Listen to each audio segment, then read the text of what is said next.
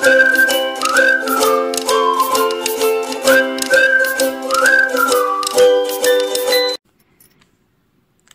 स्वामी समर्थ. मी नैना, तुमचं माझ्या स्वामी सेवेकरी नैना या यूट्यूब चॅनलवरती स्वागत आहे.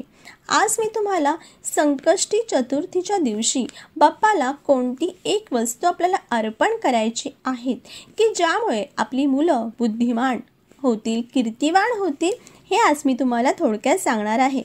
जर तुम्ही माझ्या चॅनलवरती नवीन असाल तर चॅनलला सबस्क्राईब करायला विसरू नका आणि व्हिडिओ शेवटपर्यंत नक्की बघा. श्री स्वामी समर्थ. पंचांगानुसार प्रत्येक महिन्याच्या शुक्ल पक्ष आणि कृष्ण पक्षात चतुर्थी येते. या दिवशी आपण बाप्पाची पूजा अर्चना करतो.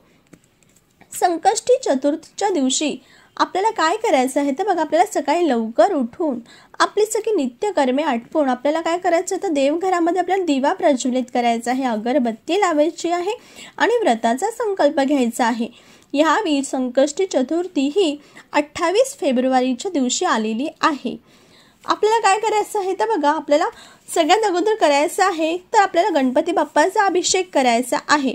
आता बाप्पाचा अभिषेक आपल्याला माहितीच आहे की गणपती अथर्व शीर्षाने करायचा आहे.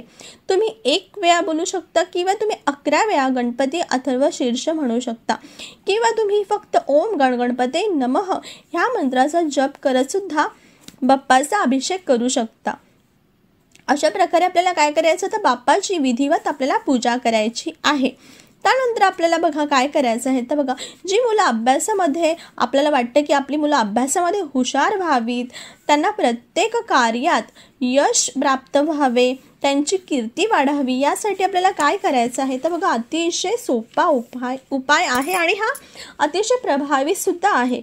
आपल्याला काय करायचं आहे तर बघा, दुर्वा ज्या बाप्पाला अतिशय प्रिय आहेत, आपल्याला काय करायचं आहे तर 21, 51, 108 दुर्वा आपल्याला घ्यायच्या आहेत. अशाच विषम संख्येमध्ये आपल्याला दुर्वा घ्यायच्या आहेत. तर आपल्याला अशा दुर्वा घ्यायच्या आहेत आणि आपल्याला काय करायचं आहे तर त्या दुर्वा आपल्याला उजव्या हातात घ्यायच्या आहेत आणि आपल्याला 1 किंवा 11 वेळा अथर्व शीर्षाचं पठण करायचं आहे. आणि पठण झाल्यानंतर आपल्याला काय करायचं तर बाप्पाला आपल्याला अर्पण करायचं आहे. त्यानंतर बघा, मुले कधी कधी बघा मुलं अभ्यास करत नाहीत, कंटाळा करतात, चिडचिड करतात. तर आपल्याला असं वाटतं की त्यांची शैक्षणिक प्रगती व्हावी, त्यासाठी आपल्याला अजून एक उपाय करायचा आहे. तर आपल्याला काय करायचं आहे तर बघा, 11, 21, 51 आपल्याला अक्षता घ्यायच्या आहेत किंवा बघा 11 आपल्याला लाल फुलं घ्यायची आहेत. कोणतीही लाल फुलं, त्यातल्या त्यात जर तुम्ही जास्वंदीची फुलं घेतली तर अतिउत्तम. तुम्हाला काय करायचं, 11 अक्षता किंवा 11 लाल फुलं तुम्हाला घ्यायची आहेत. पुन्हा तुम्हाला काय करायचं आहे तर आपल्याला आपल्या उजव्या हातामध्ये ती लाल फुलं किंवा 11 अक्षता घ्यायच्या आहेत आणि आपल्याला पुन्हा एकदा गणपती अथर्व शीर्ष ह्याचं पठण करायचं आहे 1 किंवा 11 वेळा. आणि त्यानंतर पुन्हा आपल्याला ती बाप्पाच्या चरणी आपल्याला अर्पण करायची आहेत. अशा प्रकारे तुम्हाला या 2 सेवा आपल्याला करायच्या आहेत. पहिली सेवा आहे ती दुर्वांची आहे, दुसरी आहे अक्षता किंवा लाल फुलांची. त्यानंतर त्या अक्षता, लाल फुलं हे आपल्याला हातात घेऊन आपल्या मस्तकाला लावायची आहे आणि पुन्हा बाप्पाच्या चरणी आपल्याला अर्पण करायचे आहेत. बघा, ही अतिशय प्रभावी सेवा आहे. जी मुलं चिडचिड करतात आणि जे अभ्यास करत नाही, ज्यांचा अभ्यासात लक्ष लागत नाही, ह्या प्रभावाने म्हणजे ह्या उपायाने खूप चांगला असा परिणाम, खूप चांगला असा अनुभव सगळ्यांना आलेले आहेत.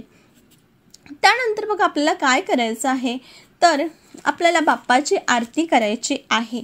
बाप्पाची आरती झाल्यानंतर आपल्याला काय करायचं आहे तर बघा, गोड खोबऱ्याचं नैवेद्य किंवा मोदक यांचं नैवेद्य आपल्याला बाप्पाला अर्पण करायचं आहे.